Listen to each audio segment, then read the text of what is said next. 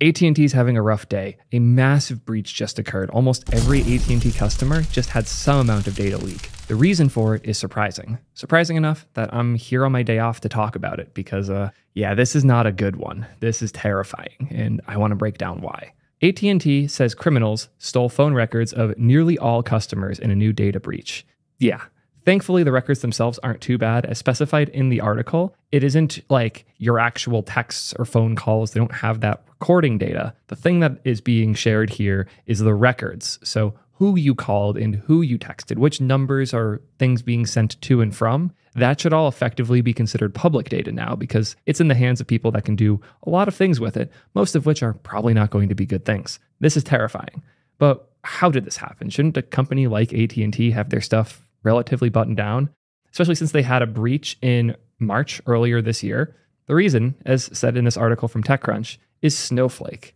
I don't suspect most of you to know what Snowflake is. So for those who don't, it is a data storage platform. You think of it kind of like a database, and it's mostly used as such, but it's meant to be a place to just throw insane amounts of data. This is a pretty common thing. The other big one is called BigQuery by Google. It's meant to be a data warehouse is the common term. So you just send endless amounts of data to it. As they say here, for the free tier in BigQuery, you can store 10 gigs of data. And it's not like pictures or video. That's just logs and shit. So for the text data to be up to 10 gigs is kind of insane. And to be able to run up to a terabyte of queries for free on that data every month. See why these things are important for big businesses? It's very common for companies like AT&T, like Google, like any other medium plus size business to just dump all of the data they can into something like BigQuery or Snowflake. So they have it if they need it, and they have the ability to query it and find patterns. Like if they need to see how often was this number calling all the other users on AT&T in the last 6 months. That type of thing,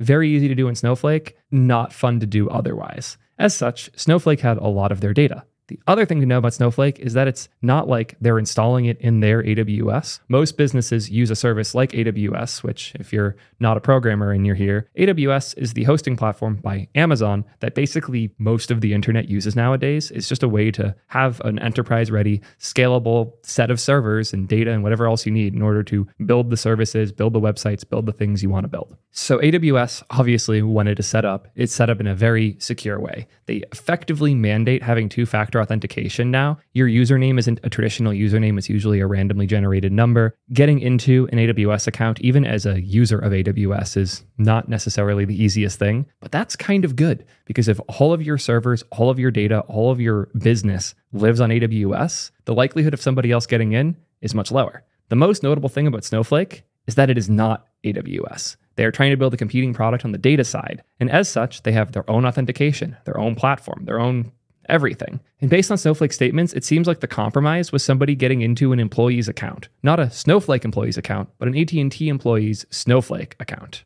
To go back to the article for a second, first off, they're just repeating what I said here, where Snowflake allows its corporate customers like tech companies and telcos to analyze huge amounts of customer data in the cloud. It's not clear for what reason AT&T was storing customer data in Snowflake, but again, it's because you just store everything in Snowflake when you have it. That's the point. So you can look things up across any set of data easily. Whether that is a good thing can be argued, but it is a thing most big businesses do. And it's the same reason why Ticketmaster and QuoteWizard, owned by LendingTree, were recently compromised as well.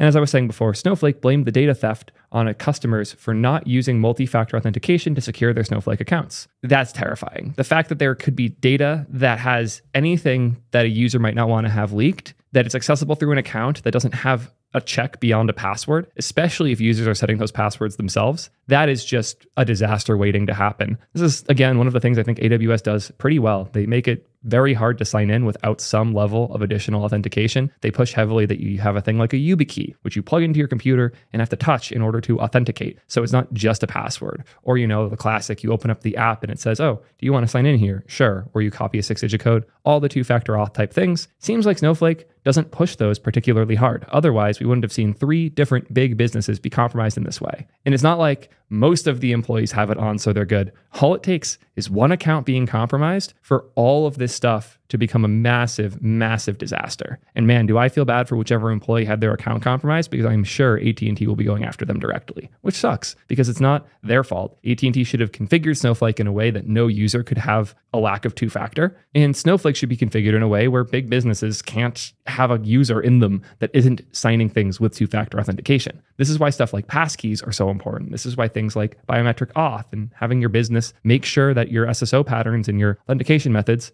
are secure. Because if you don't, you end up with these massive issues. According to a cybersecurity incident group that's like job is helping address your company's bullshit when you're hacked, their name's Mandiant. And they said after helping Snowflake that there was 165 Snowflake customers that had a significant volume of data stolen from their account. This is another scary thing. This isn't just they accessed the account and looked at a few things. It sounds like they were successful in exporting a ton of data. Because if it was just they went in and they looked at a few things, they wouldn't have had to make this big of a disclosure. They certainly would have had to announce it, but to say something as big as nearly all of customers' data has been stolen means that this was a big deal. Apparently, the hackers are spread out in North America and potentially also in Turkey. Some other victims of the Snowflake account thefts have subsequently published on known cybercrime forums. Nothing particularly useful there. Seems like the security issues they had earlier this year were much more a self-own because they made passcodes that could easily be reverse engineered. Never a good thing. But this one seems to be very Snowflakey. And the fact that this has been a recurring pattern for Snowflake where a bunch of customers have had these problems, and we have these other exploits like Ticketmaster and Live Nation being pwned the same way. So they say here, apparently all of them, their data was being sold on the dark web by somebody who had pwned them. If this is a recurring thing for Snowflake, that's very scary, and we should be careful recommending them in the future. I hope they put out a statement soon about this and best security practices, and ideally start to mandate things be a bit more secure, because otherwise this will not be the last video that I do covering Snowflake causing issues. Let me know what you guys think in the comments. Is this being overblown, or are you terrified? Until next time, peace nerds.